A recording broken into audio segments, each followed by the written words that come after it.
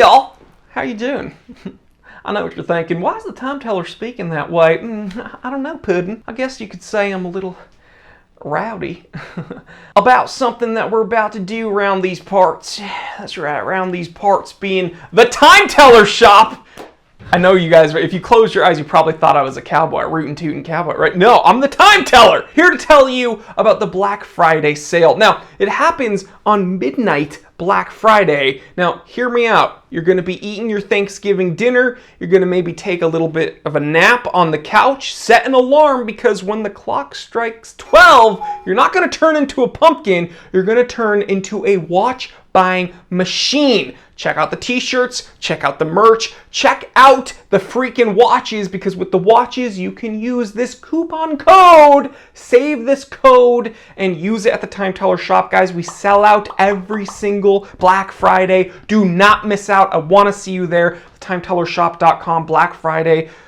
Please don't miss out. All right, guys, so this is going to be a pretty interesting one, because when you think of luxury brands like Rolex, or really, it doesn't even have to be in the watch sphere. It can be just any product ever. We're talking about, tech products, Apple, we're talking about shoes, I don't know, Nike. There's an argument to be made that whenever you buy anything, you're spending a certain percentage of money just to get the brand name. But when you think of Casio's G-Shock product line, leveraging prices based upon brand equity is not even in the conversation. I mean, G-Shocks are often incredibly affordable, right? Well, I'm wearing one of my favorite Casios on the wrist right now. Let me see if I can get you in focus.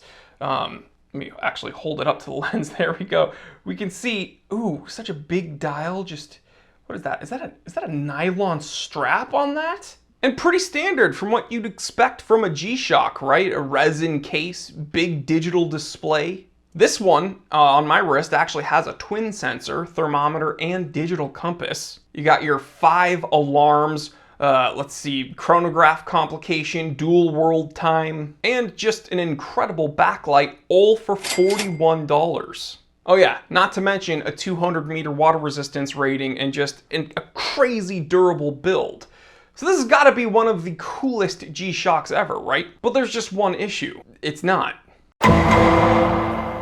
Well, it is incredibly cool, it's just not a G-Shock. That's right, and because G-Shock isn't written anywhere on the packaging or case, that's probably why we can still get it for around $41.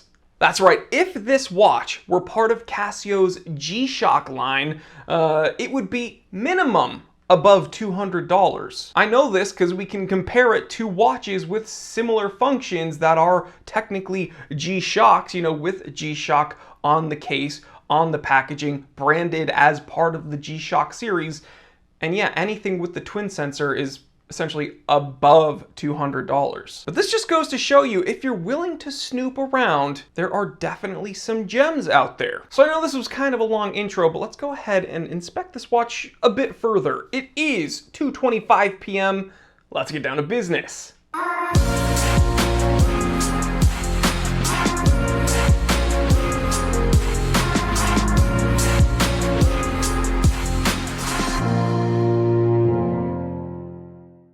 All right, guys, so there were a few things that really drew me to this watch. Again, I keep wanting to say G-Shock, but it's not. We'll just say Casio. So let's start with the pros.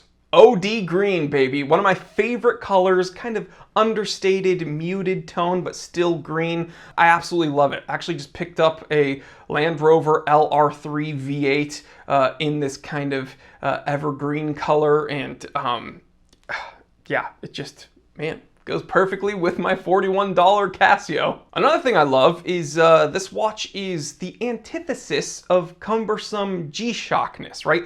13.3 millimeters thick and sub 50 millimeters, all right? So this is a far cry from like my Mudmaster triple sensor.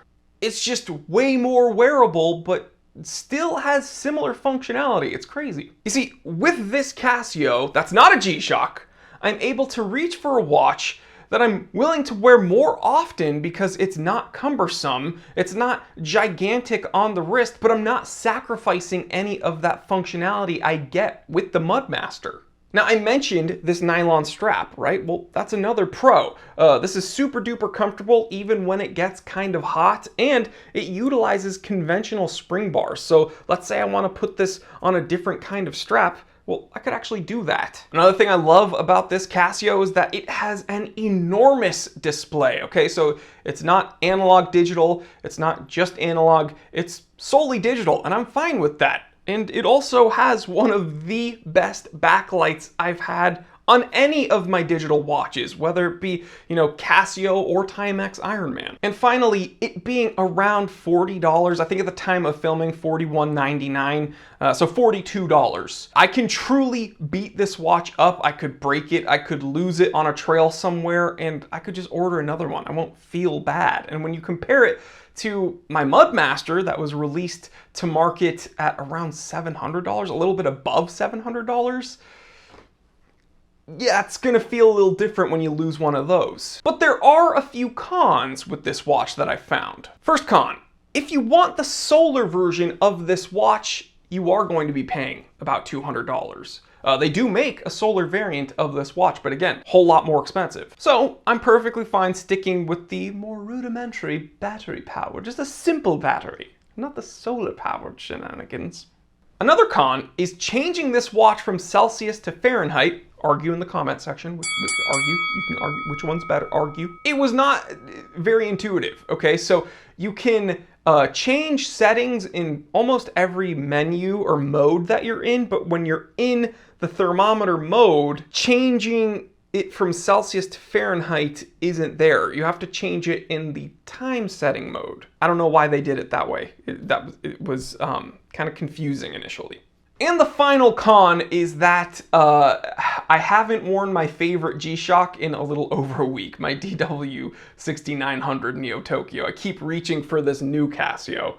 And then I guess another con is I can't see myself picking up the Mudmaster when I have this one. Who would have thought the Mudmaster triple sensor would be dethroned by a G-Shock that's not even a G-Shock? So guys, I will leave an Amazon affiliate link in the description below if you want this watch and the solar variant. I'll leave a few of the variants down there, but again, you're getting some pretty intense bang per buck here, guys. You just have to snoop around and you can find incredibly functional watches that aren't going to break the bank. So when you use those Amazon affiliate links, I do get a bit of a kickback, so just have to disclose that to you guys. But really do appreciate your support, and I honestly think a lot of you will find a ton of functionality with this G-Shock, not a G-Shock.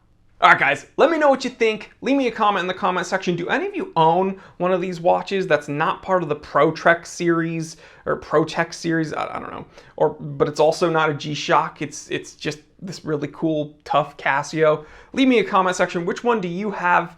And put the reference number in the comment section so we can check it out. Alright guys, another episode in the books. I will catch you on the next one. Subscribe, hit the bell icon. I want to see you on Saturday for the live stream. Again, every single Saturday, 11:30 a.m. Pacific. I want to see you there. Go ahead, follow me on Instagram at The Simple Consultant. And check out my personal website, thetimetellershop.com, where I hear we might be doing the biggest sale of the year.